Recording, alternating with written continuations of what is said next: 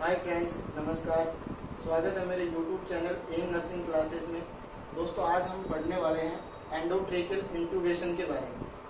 दोस्तों, जो ये हमारा टॉपिक है फंडामेंटल से रिलेटेड होगा और इस टॉपिक में हम जो भी फंडामेंटल से रिलेटेड टॉपिक पढ़ेंगे उन सभी में मैं इसी सीक्वेंस में उनके बारे में डिस्कशन करने वाला हूँ। आपको बोर्ड पे दिख रहा होगा, जब भी हम कोई प्रोसीजर पढ़ेंगे सबसे पहले हम उसकी डेफिनेशन के बारे में पढ़ते हैं, उसके बाद purpose, Contra indication, size, articles, procedure, nursing care और नेक्स्ट है एक्सट्यूबेशन और लास्ट में हम डिस्कस करेंगे क्वेश्चंस के बारे में जो प्रीवियस एग्जाम में आपसे पूछे गए हैं और इनसे कौन कौन से क्वेश्चन बनते हैं, उन सब के बारे में मैं आपसे इस लेक्चर के अंदर डिस्कशन करने वाला हूँ। दोस्तों, जो लोग नए हैं वो मेरे यूट्यूब चैनल को सब्सक्राइब कर लें और बेल आइकॉन को प्रेस करें ताकि आने वाले वीडियोस का नोटिफिकेशन आप लोगों को मिल जाए। Let's we go start. First हम यहाँ से देखते हैं डेफिनेशन। देखो दोस्तों, सबसे पहले तो एंडोट्रेकियल ट्यूब होती क्या है मैं आपको बेसिकली दिखा दूं। ये आपको दिख रही होगी, एंडोट्रेकियल ट्यूब है। बहुत से एग्जाम में इसकी इमेज दिखाई जाती है और आपसे पूछा जाता है कि एंडोट्रेकियल ट्यूब ये किसका डायग्राम है, ये आपसे पूछा जाता है। कई बार लैरिंजियल मास्क और एंडोट्रेकियल ट्यूब में आपको डिफरेंस करना थोड़ा टफ हो जाता है। मैं वो भी आपको दिखाऊंगा नेक्स्ट जब प्रोसीजर आएगा उसके दौरान। तो यहाँ पे देखिए दोस्तों, जो एंडोट्रेकियल ट्यूब है इसका जो ये लास्ट पार्ट है इसकी ओर आप लोग देखें, ये कुछ ओपन टाइप का है, लेकिन जब जो लैरिंजियल मास्क होता है उसमें कुछ डिफरेंट होता है। मैं इमेज में आपसे डिफरेंशिएट करूंगा। तो यहाँ पे आपको डिफरेंट साइज की क्या होती है, एंडोट्रेकियल ट्यूब होती है। मेरे पास सारी अलग अलग साइज की हैं। जैसे आपके नियोनेट्स के लिए अलग साइज की होती है, एडल्ट के लिए अलग साइज की होती है। ये बेसिकली नियोनेट्स के लिए काम में ली जाती है। तो दोस्तों, आप यहाँ से एक चीज समझे, बहुत से लोग आपको ये बताते हैं कि एंडोट्रेकियल ट्यूब की लेंथ होती है उसके आधार पे इसका साइज दिया होता है। नहीं, ऐसा नहीं होता है।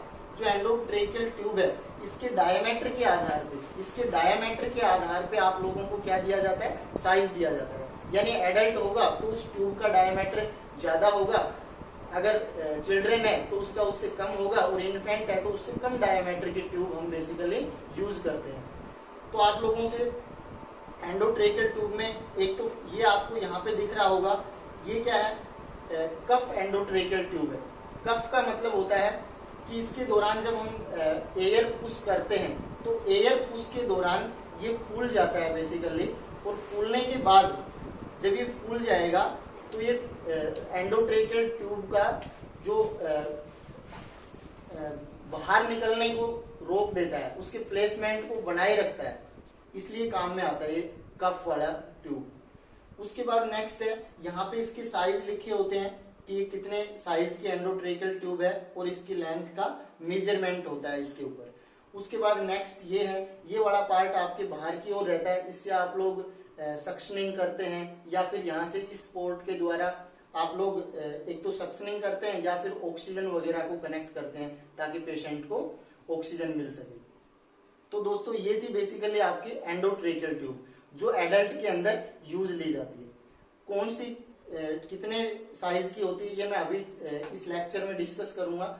उसके बाद एक इमेज में और दिखा दूं, ये है आपकी बच्चों के लिए यूज की जाने वाली, यानी इन्फेंट्स के लिए यूज की जाने वाली एंडोट्रेकियल ट्यूब है। दोस्तों, यहाँ पे आपको एक डिफरेंस दिख रहा होगा, देखो ये अनकफ एंडोट्रेकियल ट्यूब है। बच्चों के अंदर यहाँ पे हम कफ वाले यूज नहीं करते हैं, और उसका रीजन यही है कि अगर हम कफ वाले एंडोट्रेकियल ट्यूब यूज करेंगे तो वो क्या करती है, कंप्रेस करती है, आपके लैरिंग्स को डैमेज करने के चांस ज्यादा होते हैं, और वो छोटे बच्चे होते हैं, इन्फेंट होते हैं, इसलिए उनमें हम कफ वाली बहुत कम यूज करते हैं। चलो नेक्स्ट अब हम टॉपिक के ऊपर आते हैं, और फर्स्ट जो हम पढ़ने वाले हैं ये है इसकी डेफिनेशन। दोस्तों, जैसा इसके नाम से पता लग रहा है, एंडोट्रेकियल इंट्यूबेशन, यानी ये एक ऐसा प्रोसीजर है जिसके दौरान हम ट्रेकिया के अंदर एक ट्यूब को प्लेस करते हैं या एक ट्यूब को इंसर्ट करते हैं, और ऐसा प्रोसीजर आपका क्या कहलाता है, एंडोट्रेकियल इंट्यूबेशन कहलाता है। तो मैं यहाँ पे डेफिनेशन आपकी लिख रहा हूं, it is a process in which a tube a tube is insert into trachea, किसमें एंटर की जाती है? ट्रेकिया के अंदर,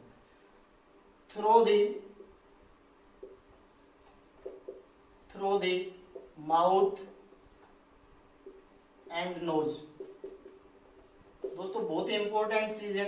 देखो ये ट्यूब जो इंसर्ट की जाती है ये कहां से इंसर्ट की जाती है? या तो माउथ के द्वारा इंसर्ट करेंगे या फिर हम किसके द्वारा? नोज के द्वारा इंसर्ट करेंगे। अब यहाँ पे दोस्तों कई बार आपसे पूछा जाता है, जब माउथ वाले ट्यूब को हम यूज करते हैं तो उसको बोला जाता है ओरोट्रेकियल ट्यूब, ओरोट्रेकियल ट्यूब। जब नोज की ट्यूब यूज की जाती है नोज के द्वारा तो उस ट्यूब को बोला जाता है नेजोट्रेकियल। क्या बोला जाता है दोस्तों? नेजोट्रेकियल ट्यूब। यहां से बहुत बार क्वेश्चन पूछा गया है आपसे। देखो जैसा कि आपने देखा होगा, जब भी आप हॉस्पिटल में काम किया होगा, मोस्ट कॉमनली जो ट्यूब आपने देखी है एंडोईटी ट्यूब के दौरान, वो आपने कौन सी ट्यूब देखी है? ओरोट्रेकियल मेथड देखा है। तो मोस्ट कॉमनली कौन यूज किया जाता है? ओरोट्रेकियल ट्यूब यूज की जाती है अगर आपसे पूछा जाए। उसके बाद नेक्स्ट है दोस्तों, इस ट्यूब का, ओरोट्रेकियल ट्यूब का जो यूज करने का रीजन है वो ये है क्योंकि जब आपके नेजल के अंदर अगर कोई ऑब्स्ट्रक्शन वगैरह होगा तो नोस्ट्रिल के द्वारा हम ट्यूब को इंसर्ट नहीं करते हैं, और ऐसी कंडीशन में हम फिर कौन सा मेथड यूज करते हैं? माउथ वाला। माउथ से ट्यूब को इंसर्ट करते हैं ट्रेकिया के अंदर। उसके बाद नेक्स्ट है, ये जो मेथड होता है ओरोट्रेकियल ट्यूब वाला, ये थोड़ा सा पेशेंट को डिस्कम्फर्टनेस प्रोवाइड करता है, क्योंकि इसके अंदर आपने देखा होगा पेशेंट का मुंह है वो ओपन पड़ा रहता है और पेशेंट को थोड़ी सी दिक्कत आती है। अगर पेशेंट कॉन्शियस है तो उसको डिस्कम्फर्टनेस देखने को मिलता है। दूसरी बात करते हैं दोस्तों हम नेजोट्रेकियल के बारे में। अगर नेजोट्रेकियल ट्यूब हम यूज करते हैं तो ये ट्यूब है ये मोस्ट कंफर्टेबल है, मोर कंफर्टेबल है। आपकी ओरोट्रेकियल ट्यूब की तुलना में मोर कंफर्टेबल कौन सी है? नेजोट्रेकियल ट्यूब है। इसमें पेशेंट को कंफर्टनेस फील होता है। तो दोस्तों ये दो डिफरेंस थे, यहां से हमने दोनों क्वेश्चन देख लिए, डेफिनेशन हमारी कंप्लीट हो गई। नेक्स्ट जो हमारा टॉपिक है वो है आपका पर्पज, कि ये क्यों यूज करते हैं, एंडोट्रेकियल ट्यूब हम क्यों लगाते हैं, पेशेंट को क्या जरूरत पड़ती है। तो दोस्तों आपने देखा होगा हॉस्पिटल के अंदर इसका जो पर्पज होता है, मैं यहाँ पे आपसे डिस्कस कर रहा हूं पर्पज। अगर पर्पज की हम बात करें तो ईटी ट्यूब डालने का फर्स्ट जो पर्पज है वो होता है to establish and maintain airway. Airway maintain करने के लिए जब कोई पेशेंट अपने आप एयरवे मेंटेन नहीं कर पाता है तो ऐसी कंडीशन में उसका एयरवे मेंटेन करने के लिए हम कौन सी ट्यूब डालते हैं? ईटी ट्यूब डालते हैं। सपोज कीजिए जो पेशेंट आपने देखा होगा अनकॉन्शियस पेशेंट होता है, वो अपना एयरवे मेंटेन नहीं कर पाते, या कुछ कॉन्शियस पेशेंट भी होते हैं जिनको परेशानी होती है अपर रेस्पिरेटरी से रिलेटेड या फिर लोअर रेस्पिरेटरी से रिलेटेड। तो ऐसी कंडीशंस के अंदर पेशेंट अपना एयरवे मेंटेन नहीं करता, और जब आप उसका SpO2 चेक करते हैं तो पेशेंट का SpO2 80 या 70 से नीचे देखने को मिलता है। इसका मतलब है कि पेशेंट अपना एयरवे मेंटेन नहीं कर रहा। उसको फिर हम क्या डालते हैं? या तो ऑक्सीजन लगाते हैं, और लॉन्ग ज्यादा समय तक अगर वो नहीं मेंटेन कर पाता, इमरजेंसी कंडीशन में, तो हम फिर उसको क्या डालते हैं? ईटी ट्यूब डालते हैं। यानी कहने का मतलब ये है कि वो पेशेंट जो एयरवे मेंटेन नहीं करते उनको हम ईटी ट्यूब डालते हैं। दूसरा जो यहाँ पे इसका पर्पज है वो पर्पज है कि सेकंड पॉइंट पे थे कि टू रिमूव द सीक्रेशंस, कि दूसरा हमारा जो पर्पज था that is remove the secretion. Secretion remove करने के लिए हम ईटी ट्यूब डालते हैं। तीसरा जो हमारा यहाँ पे पॉइंट है, पर्पज है, वो क्या होगा? To administer oxygen. किसी पेशेंट को अगर ऑक्सीजन लगाना है तो भी हम पेशेंट को क्या करते हैं? ईटी ट्यूब लगा सकते हैं। उसके बाद फोर्थ है टू गिवन एनेस्थेटिक एजेंट्स।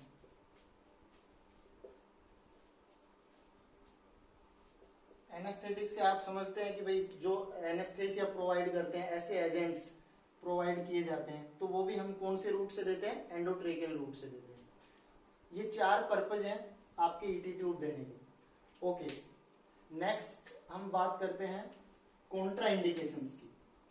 अगला पॉइंट हमारा है कि ईटी ट्यूब हम कब नहीं लगा सकते या क्या कॉन्ट्रा इंडिकेशंस है। तो दोस्तों अगर हम कॉन्ट्रा इंडिकेशंस की बात करें तो आपने देखा होगा कि अगर किसी पेशेंट का लॉन्ग टर्म एयरवे मेंटेन करना हो, यानी कोई पेशेंट है वो ज्यादा समय तक अगर एयरवे मेंटेन नहीं कर पाता और उसको लंबे समय के लिए अगर ट्यूब डालना होता है, तो ऐसी कंडीशन में हम ईटी ट्यूब को ज्यादा दिन तक नहीं रख सकते हैं। तो ये कॉन्ट्रा इंडिकेशन होगा कि that is not use for the long term airway maintenance. तो पहला कॉन्ट्रा इंडिकेशन हमारा हो गया यहां से कॉन्ट्रा इंडिकेशन।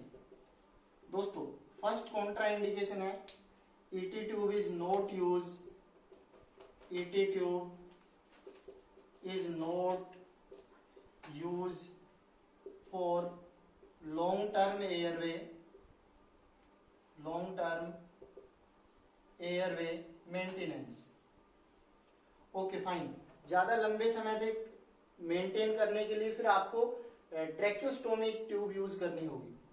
सेकंड हमारा कॉन्ट्रा इंडिकेशन है, दोस्तों आपने देखा होगा कि जो ईटी ट्यूब है ये थोड़ी सी ट्रोमेटिक होती है, पेशेंट को ट्रोमा कोज कर सकती है। तो उस ट्रोमा के कारण पेशेंट को लैरिंजियल नर्व डैमेज हो सकता है। तो हम कह सकते हैं it is more traumatic and may cause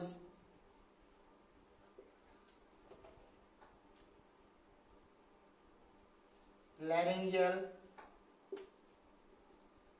nerve injury. दूसरा कॉन्ट्रा इंडिकेशन हो गया। उसके बाद तीसरा अगर हम कॉन्ट्रा इंडिकेशन की बात करें तो आपने देखा होगा कि ईटी ट्यूब के द्वारा जो सक्शनिंग किया जाता है वो सक्शनिंग लेस इफेक्टिव होता है, यानी अच्छे से हम सक्शन नहीं कर पाते हैं, बजाय अगर हम कंपैरिजन करें टीटी की यानी ट्रैकियोस्टोमी ट्यूब की। तो यहां पे मैं कह सकता हूं suctioning is less effective, suctioning is less effective. यहां पे आपकी सक्शनिंग क्या है? लेस इफेक्टिव है। उसके बाद नेक्स्ट अगर हम कॉन्ट्रा इंडिकेशन की बात करें तो दोस्तों आपसे कई बार पूछ लिया जाता है कि एक तो severe burn should not use in severe burn and laryngeal oedema. Oedema का मतलब होता है लैरिंजियल के अंदर स्वेलिंग टाइप की डेवलप हो गया। तो ऐसी कंडीशन में भी या फिर सीवियर बर्न की कंडीशन में हम पेशेंट को ईटी ट्यूब यूज नहीं करते हैं। ओके फाइन, कॉन्ट्रा इंडिकेशन हो गए। नेक्स्ट पॉइंट पे आते हैं हम यहाँ पे, दैट इज साइज, कि ईटी ट्यूब के कौन कौन से साइज हम यूज करते हैं। तो दोस्तों मैंने अभी आपको पिक्चर में भी दिखाया था कि ईटी ट्यूब एज के अकॉर्डिंग अलग अलग ईटी ट्यूब यूज की जाती है, उनका साइज भी अलग अलग होता है। और कौन कौन से साइज होते हैं ये आपके एग्जाम में बहुत बार पूछा गया है कि इन्फेंट के अंदर कौन सा ईटी ट्यूब यूज किया जाता है, एडल्ट के अंदर कौन सा यूज किया जाता है, न्यूबॉर्न के अंदर कौन सा यूज किया जाता है। तो हम साइज पढ़ लेते हैं दोस्तों यहां से, that is size of ET tube. और साइज की अगर बात करें हम तो फर्स्ट है न्यूबॉर्न। न्यूबॉर्न जो चाइल्ड होता है, बच्चा होता है, उसके अंदर हम जो साइज यूज करते हैं that is 2.5 to 4 mm diameter. उस ट्यूब का डायमीटर 2.5 से लेके 4 mm होगा। नेक्स्ट है इन्फेंट। अगर इन्फेंट की हम बात करें तो आप लोग बोल सकते हैं 4 to 5 mm। उसके बाद है चाइल्ड अप टू 10 years। 10 साल तक के बच्चों में हम जो साइज यूज करते हैं दैट इज 5 to 6 mm। उसके बाद नेक्स्ट है जो हम अगला जो साइज यूज करते हैं वो मोर देन 10 इयर्स चाइल्ड, और मोर देन 10 इयर्स चाइल्ड की बात करें तो आप लोग बताएं 7 to 8 mm। उसके बाद नेक्स्ट है आपका एडल्ट के अंदर, एडल्ट की अगर हम बात करें तो आप लोग बता के चलें 8 to 9.5 mm। दोस्तों ये दोनों क्वेश्चन आपसे बहुत बार एग्जाम में डिस्कस किए हैं, पूछे गए हैं कि एडल्ट के अंदर कौन से साइज का ईटी ट्यूब यूज किया जाता है। पहला क्वेश्चन आपका ये।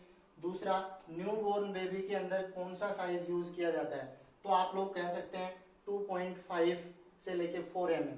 और ये कैसी होती है, अनकफ ईटी ट्यूब, ये भी आप लोग बता सकते हैं अनकफ होती है, अनकफ, इसमें कोई कफ नहीं होता है जो इन्फेंट में यूज किया जाता है। ओके फाइन, साइज से रिलेटेड हमारी बातें हो गई। नेक्स्ट पार्ट हम पढ़ते हैं यहाँ पे आर्टिकल्स।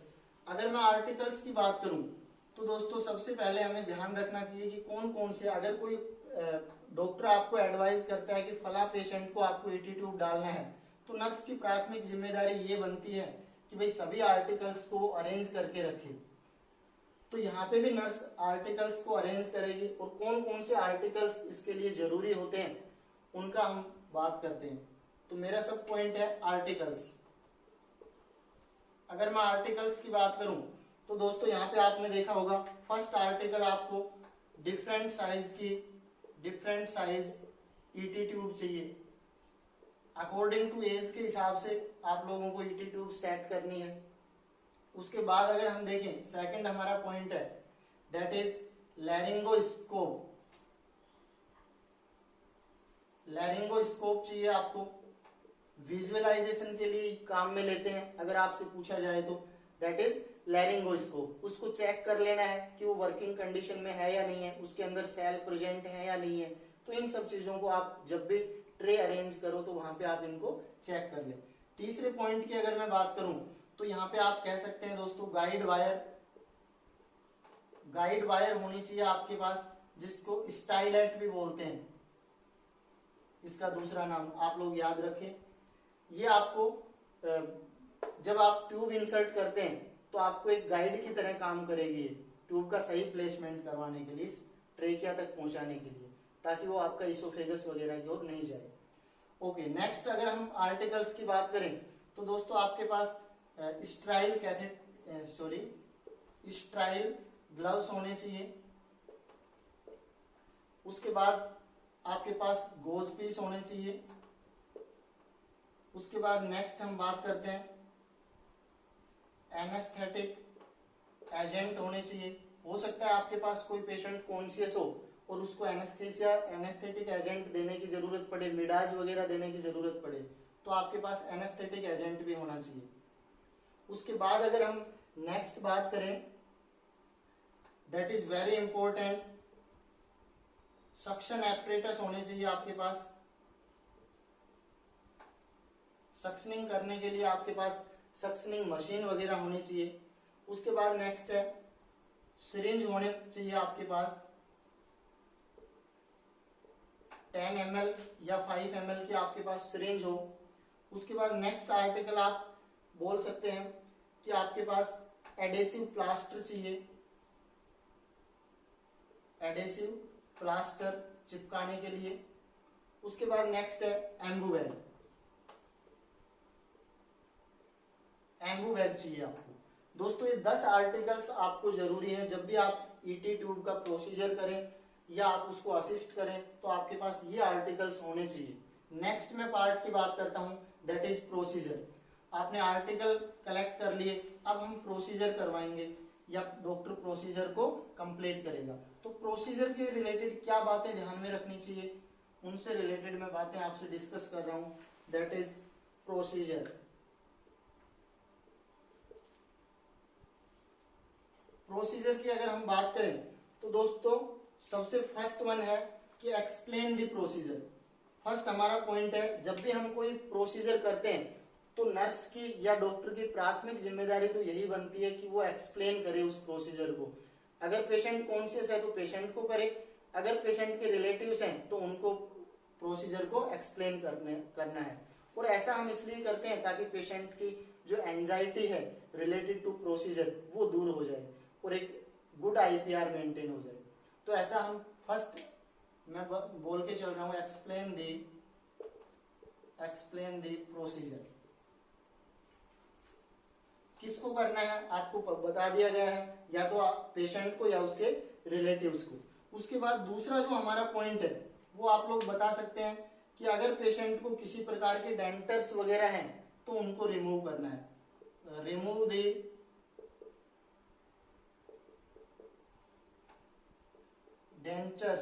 डेंचर्स को रिमूव करना है, जो भी दांत वगैरह लगा रखे हैं उनको आपको रिमूव कर देना है। उसके बाद अगर तीसरे पॉइंट की बात करूं मैं, that is very important, take consent. आपको कंसेंट लेना है, और कंसेंट हमेशा मोस्ट ऑफ कंडीशन में डॉक्टर आपसे पेशेंट से कंसेंट लेता है। कभी कभार नर्स भी कुछ छोटे प्रोसीजर के लिए कंसेंट लेती है, लेकिन अगर परीक्षा में आपसे पूछा जाए कि कंसेंट लेने का काम किसका है तो आप हमेशा बोल के चलें कि डॉक्टर कंसेंट लेता है। उसके बाद फोर्थ हमारा जो पॉइंट है प्रोसीजर से रिलेटेड वो है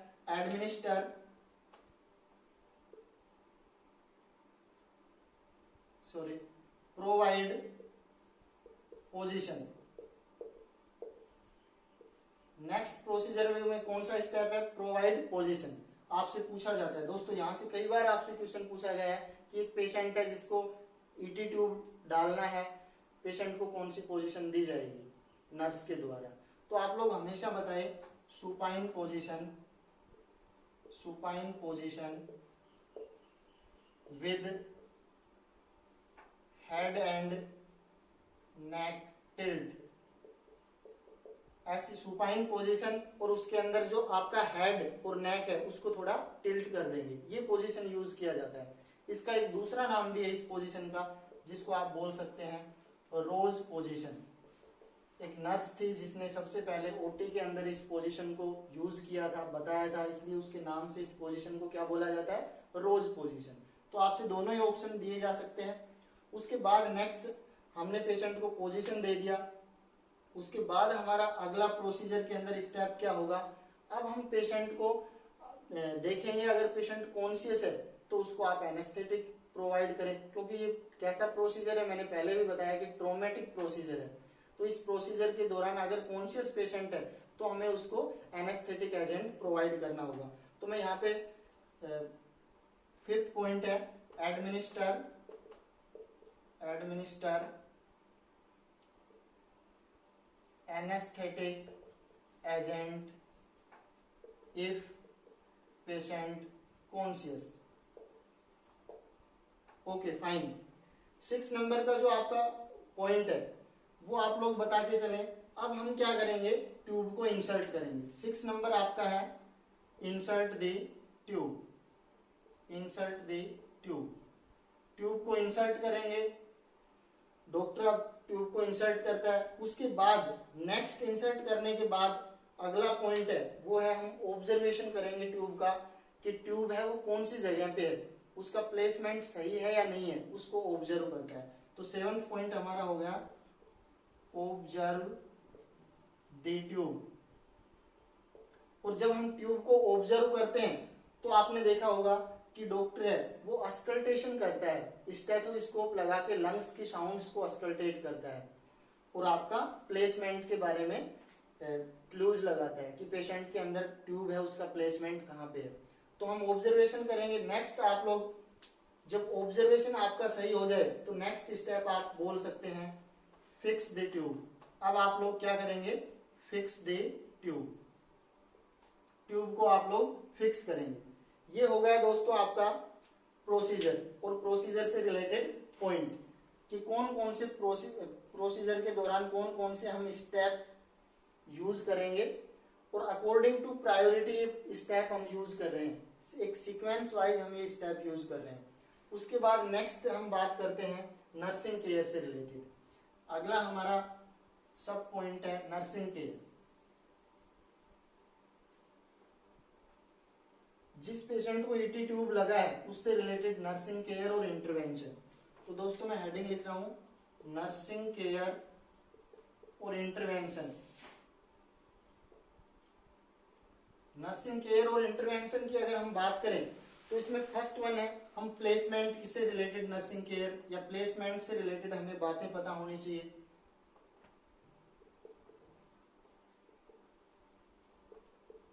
दोस्तों यहाँ पे आपसे बहुत बार क्वेश्चन पूछा गया है, आपसे पूछा गया है कि एक पेशेंट है जो आपके जिसको ईटी ट्यूब लगा है और ऐसी कंडीशन के अंदर which of the correct method of the placement for ET tube, कि वो कौन सा मेथड है जिसके द्वारा ईटी ट्यूब का करेक्ट प्लेसमेंट चेक किया जाता है। तो ऐसी कंडीशन में प्लेसमेंट अगर आपसे पूछा जाए ईटी ट्यूब का कैसे चेक करेंगे, तो करेक्ट प्लेसमेंट की बात करें तो आप लोग बोले चेस्ट एक्सरे,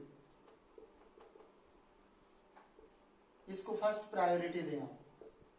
किसके द्वारा करते हैं ईटी ट्यूब का अगर आपको प्लेसमेंट चेक करना है तो प्लेसमेंट आप किससे चेक करेंगे, एक्सरे की सहायता से।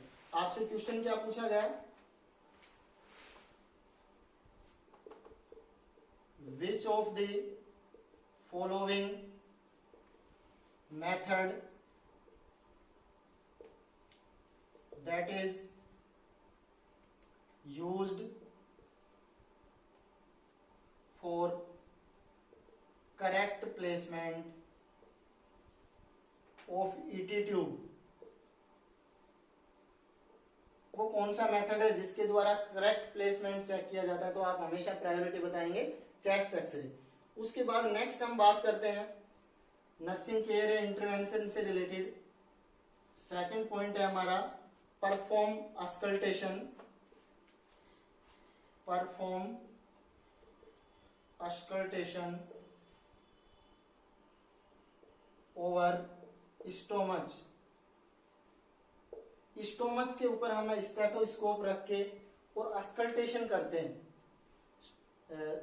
साउंड्स वगैरह को हम क्या करते हैं, सुनते हैं। तो दोस्तों आपसे कई बार ये क्वेश्चन भी पूछा गया है कि एक पेशेंट है जिसको ईटी ट्यूब लगा है, डॉक्टर परफॉर्म कर रहा है, ऑब्जर्व कर रहा है auscultation over stomach. What is the reason of this, कि इसका रीजन क्या है, वो स्टोमच पे क्यों अस्कल्टेट कर रहा है। तो आप लोग यहां से हमेशा बताइए कि डॉक्टर यहाँ पे क्या फाइंड आउट करना चाहता है कि ईटी ट्यूब है उसका जो प्लेसमेंट है वो इसोफेगस के अंदर तो नहीं हो गया। उस चीज को फाइंड आउट करने के लिए वो स्टोमच के ऊपर क्या करता है, अस्कल्टेशन करता है। तो यहाँ पे आप लोग बता सकते हैं रूल आउट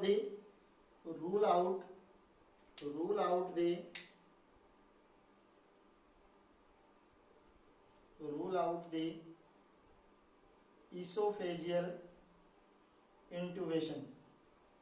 वो इसोफेजियल इंट्यूबेशन को रूल आउट करना चाहता है। जब वो यहाँ पे आप लोग उसके अंदर स्टेथोस्कोप रखेंगे, ऊपर से हम पुश करते हैं या अस्कल्टेशन करते हैं, तो उस दौरान हम क्या अस्कल्टेशन करेंगे तो वहां पे अगर किसी प्रकार की साउंड्स वगैरह सुननी होती है तो यहाँ पे आपको हाई पिच साउंड्स अगर सुनाई देती है तो इसका मतलब ट्यूब है वो कहाँ पे आपकी इसोफेजियल इंट्यूबेशन हो गया। उसके बाद नेक्स्ट हम बात करते हैं नर्सिंग केयर से रिलेटेड ही। हमने ट्यूब को प्लेस कर दिया, उसका ऑब्जर्वेशन कर लिया। ऑब्जर्वेशन करने के बाद आपको फिक्स करनी होगी। तो आपसे पूछा जाता है कि फिक्स कहाँ पे करते हैं आप लोग, तो फिक्स करने की आपकी जो साइट होती है वो कौन सी होती है। तो आप लोग तीसरा पॉइंट कह सकते हैं maintain the position of tube at lip and fix it. Patient के अंदर आप ईटी ट्यूब को कहां पे, साइड में लिप के पास उसको पोजीशन करेंगे। ओके, उसके बाद नेक्स्ट है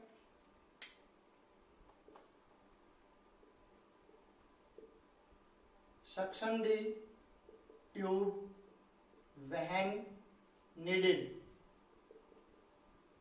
जब जरूरत हो तो आपको सक्शनिंग करना चाहिए। ऐसा नहीं है कि आपको हर 5 मिनट में करनी चाहिए, 10 मिनट में करना चाहिए। सक्शनिंग। अगर पेशेंट को जरूरत है, जरूरत के हिसाब से आपको सक्शनिंग करना है। अगर पेशेंट को ज्यादा सिक्रेशन है तो आपको हो सकता है एवरी 15 मिनट आपको सक्शनिंग करना पड़े फर्स्ट आवर्स में। अगर सिक्रेशन कम है तो आप सेकंड हावरली सक्शनिंग कर लें। तो that is depend on the need of the patient. उसके बाद नेक्स्ट हम बात करते हैं, क्या आपने देखा होगा कि सक्शनिंग सॉरी जो ईटी ट्यूब है इसको आपको रोजाना मूव करना चाहिए। जैसे सपोज करो ईटी ट्यूब फर्स्ट डे आप इस साइड प्लेस किया है तो सेकंड डे उसको इस साइड मूव करें, अपोजिट साइड।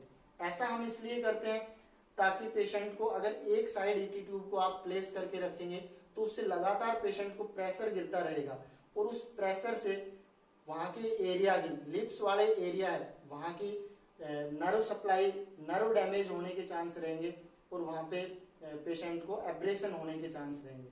इसलिए उसका prevent the pressure and prevent the necrosis to change the site of the tube daily. Okay fine. उसके बाद हम बात करते हैं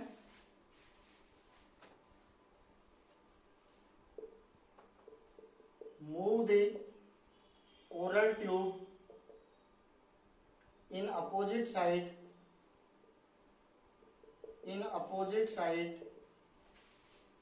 daily। इस बात का आप ध्यान रखें। उसके बाद नेक्स्ट है, आपसे एक क्वेश्चन पूछा जाता है यहाँ पे कि इसका रीजन क्या है। एक पेशेंट है जिसको ईटी ट्यूब लगा है और ईटी ट्यूब लगने के बाद नर्स डेली उसकी जो ओरल ट्यूब है उसका मूवमेंट करती है, कभी राइट साइड करती है कभी लेफ्ट साइड करती है। उसका रीजन क्या है? तो मैंने आपको बता दिया, prevent the pressure and necrosis. तो यहाँ पे आप लोग बोल सकते हैं ऐसा हम इसलिए करते हैं to prevent pressure and necrosis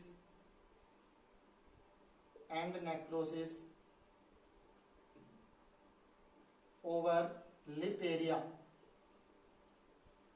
okay fine. Next हम बात करते हैं, इसके बाद जो हमारा पॉइंट है वो है 5 पॉइंट हो गए हमारे नर्सिंग केयर से रिलेटेड। उसके बाद हमें रोजाना एक पॉइंट और है कि कफ प्रेशर को मेंटेन करना है। आपने देखा होगा, हाँ जी, नेक्स्ट पॉइंट में आपसे डिस्कस कर रहा था दोस्तों कफ प्रेशर से रिलेटेड कि maintain the cuff pressure, maintain the cuff pressure 8 hourly. आपको 8 हावरली प्रेशर चेक करना है, मेंटेन करना है। तो आपने देखा होगा दोस्तों ये ईटी ट्यूब है, इसके अंदर हम क्या करते हैं, इस तरह से इसमें एयर पुश करते हैं और जब हम एयर पुश करते हैं तो आपको दिख रहा होगा यहाँ पे ये बैलून है, एक बैलून है जो फिल हो जाता है एयर से और एयर से फिल होके ये ईटी ट्यूब को बाहर आसानी से निकलने नहीं देता। या मैं कह सकता हूं प्रिवेंट दी, या मैं कह सकता हूं सिक्योर दी ट्यूब। ट्यूब को ये क्या करता है, सिक्योर रखता है, बाहर नहीं निकलने देता है। तो ऐसी कंडीशन में आपने देखा है कि इस प्रेशर को मेंटेन करना है, कफ प्रेशर बोला जाता है। और इस कफ प्रेशर जो चेक किया जाता है उस इंस्ट्रूमेंट को बोला जाता है कफ मैनोमीटर। उस मैनोमीटर से नर्स की जिम्मेदारी है 8 हावरली उसका क्या करे, कफ प्रेशर को मॉनिटर करें। Okay fine. यहां से आपसे क्वेश्चन पूछा जाता है कि जो नॉर्मल कफ प्रेशर है वो कितना होता है। यहां से आपसे क्वेश्चन पूछा जाता है, तो मैं यहां पे बोल रहा हूं a nurse monitor the cuff pressure of ET tube. It should not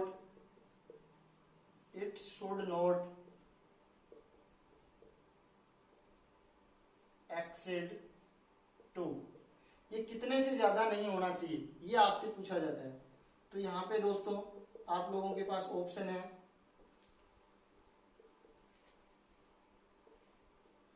10 mm of Hg, 20 mm of Hg, 30 mm of Hg, 40 mm of Hg। Cuff pressure है वो नॉर्मल आपका कितना होना चाहिए, ये आपसे बेसिकली पूछा जाता है। 8 हावरली आपको मॉनिटर करना है कफ प्रेशर। और नॉर्मल कफ प्रेशर कितना होता है, तो यहाँ पे आप लोग बताएं नॉर्मल कफ प्रेशर, ये आपसे क्वेश्चन में पूछा गया है।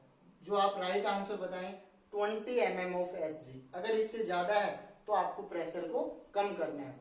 इन सब पॉइंट्स के बारे में हम लोग डिस्कस करेंगे। और ये किसके द्वारा मॉनिटर किया जाता है, मॉनिटर बाई कफ मैनोमीटर। इस इंस्ट्रूमेंट का नाम क्या है, कफ मैनोमीटर। ओके, ये सारे क्वेश्चन आपसे पूछे गए हैं। नेक्स्ट हम बात करते हैं, लास्ट हमारा पॉइंट है एक्सटूबेशन। एक्सटूबेशन क्या होता है, आपसे कई बार ये क्वेश्चन पूछा गया है। एक बार ट्रैकियोस्टोमी ट्यूब के लिए पूछा गया था कि ट्रैकियोस्टोमी ट्यूब को निकालना क्या कहलाता है। ऐसे यहां पे भी आपका एक क्वेश्चन बनता है एक्सटूबेशन। और एक्सटूबेशन वर्ड का मीनिंग होता है रिमूवल ऑफ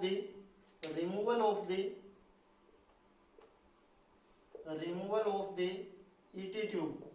ईटी ट्यूब को निकालना क्या कहलाता है, एक्सटूबेशन कहलाता है। जब हम ईटी ट्यूब को निकालेंगे तो नर्स को कौन कौन सी बातें ध्यान में रखनी चाहिए, ये भी बहुत बार क्वेश्चन में पूछा गया है। देखो दोस्तों, मैं 1 बाय 1 स्टेप बता रहा हूं। जब भी ईटी ट्यूब को आपको एक्सटूबेट करना होगा, निकालना होगा, तो आप लोग हमेशा ध्यान रखें, सबसे पहले पेशेंट को क्या करेंगे, हम हाइपर ऑक्सीजनेट करेंगे, पेशेंट को ज्यादा ऑक्सीजन लगा देंगे। ओके, फर्स्ट स्टेप हो गई हमारी। सेकंड स्टेप अगर देखा जाए, अब हम क्या करेंगे, सक्शनिंग करेंगे। एक तो ईटी ट्यूब की सक्शनिंग करेंगे और एक ओरल केविटी की सक्शनिंग करेंगे, ताकि जब हम ट्यूब को निकालें तो वहां पे अगर किसी प्रकार के सीक्रेशन होंगे तो उसको पेशेंट वापस एस्पिरेट करने के चांस हो जाएंगे। और अगर पेशेंट एस्पिरेट कर गया तो उसको निमोनिया होने के चांस हो जाएंगे। तो उस निमोनिया से प्रिवेंट करने के लिए हमें ईटी ट्यूब का सक्शनिंग करना है, ओरल केविटी का सक्शनिंग करना है। तीसरी जो हमारी स्टेप है वो है कि अब हम पेशेंट को पोजीशन प्रोवाइड करेंगे। और पोजीशन आपसे पूछी जाती है कि एक पेशेंट है जिसका ईटी ट्यूब को रिमूव करना है, बताओ नर्स के द्वारा कौन सी पोजीशन दी जाएगी। तो आप लोग हमेशा बता के चले कि पेशेंट को सेमी फाउलर पोजीशन प्रोवाइड किया जाता है।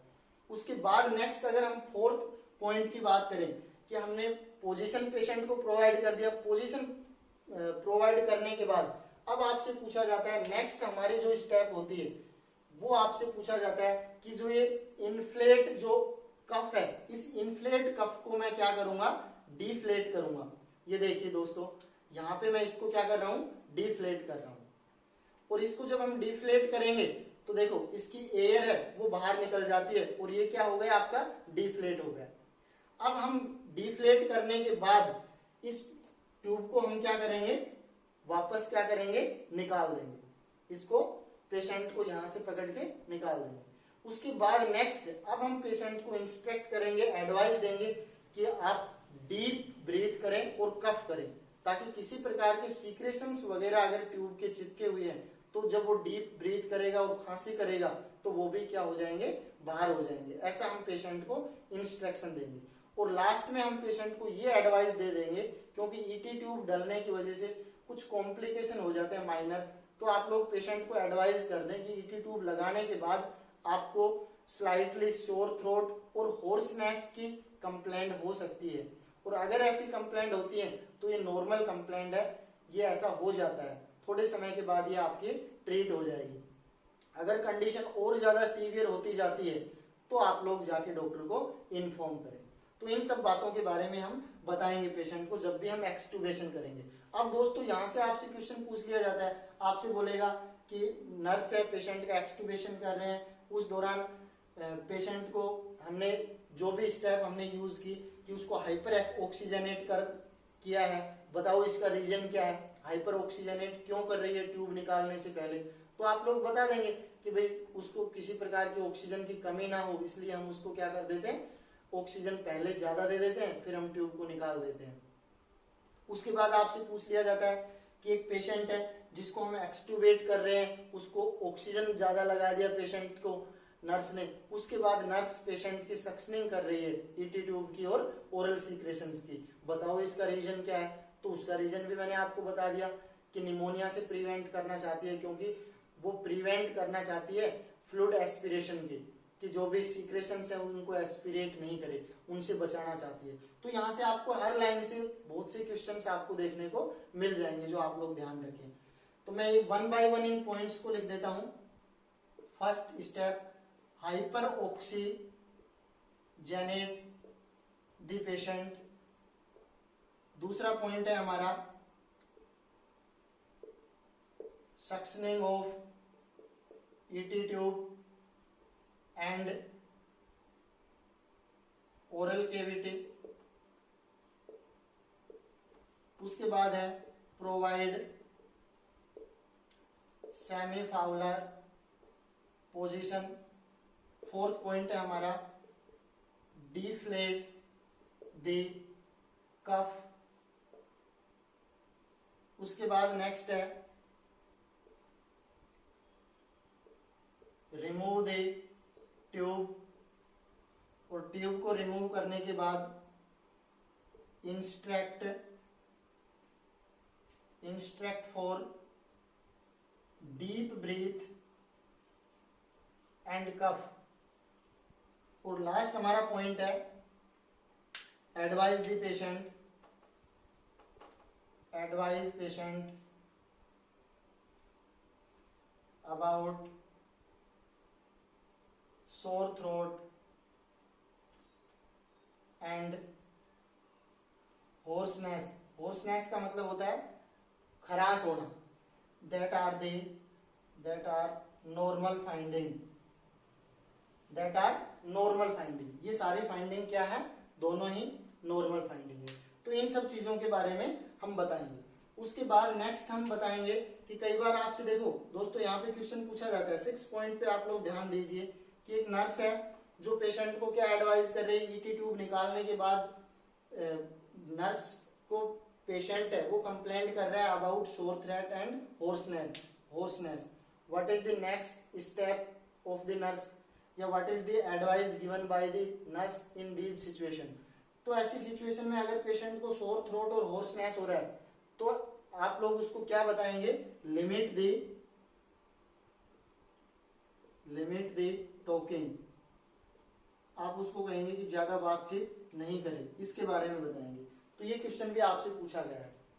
ये था हमारा आज का टॉपिक एंडोट्रेकियल इंट्यूबेशन के बारे में। इससे रिलेटेड मैं आपको और भी क्वेश्चंस का एक 20 क्वेश्चंस मैं आपसे डिस्कस करूंगा एक वीडियो के अंदर। ईटी ट्यूब से रिलेटेड कौन कौन से क्वेश्चन है वो हम नेक्स्ट पार्ट में लेंगे दोस्तों। Thank you so much for watching this video. If you like then share and subscribe the video. और आप लोग कमेंट्स करें अगर इस टॉपिक से रिलेटेड आपको कुछ पूछना है या कुछ चीजें आपके डाउट हैं तो उन चीजों को आप कमेंट बॉक्स में कमेंट करें और मुझसे पूछ सकते हैं।